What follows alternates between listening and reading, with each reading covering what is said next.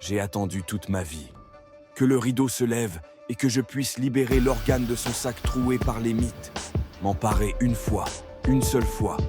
Pour la grande représentation attendue de tous, c'était la pièce de l'homme sans cerveau qui avait retrouvé son cerveau, disait-on.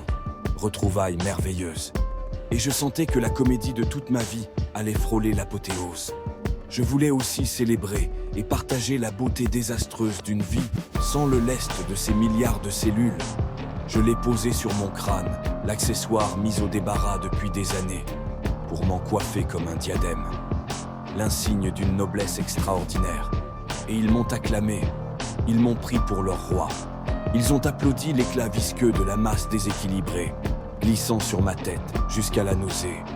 Je m'étais attendu à tout sauf à mon propre couronnement, et le premier mot jeté par le cerveau roi tomba à mes pieds sans pouvoir fendre l'air, comme un crachat paresseux qui manquait sa cible.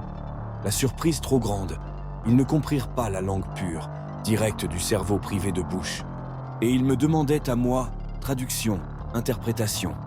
Mais j'étais l'homme sans cerveau, sans pensée, sans projet, sans symbole. Ils menaçaient déjà d'exécuter leur nouveau roi. La vision de ces bouches béantes m'a empli de dégoût et de fureur.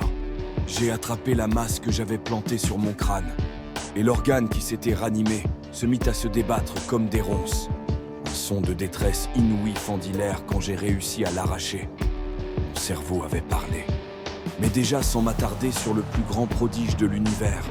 Je l'avais séparé en deux, le cerveau animé de spasmes, comme on démembre une poupée futile et désavouée, et j'ai lancé chaque hémisphère sur le public en tireur fou pour faire exploser des crânes. J'ai quitté la scène, jubilant, satisfait de ma frasque grandiose. Libre, anéantissant le projet de l'humanité, qui avait imploré le retour de l'homme dominé par son cerveau.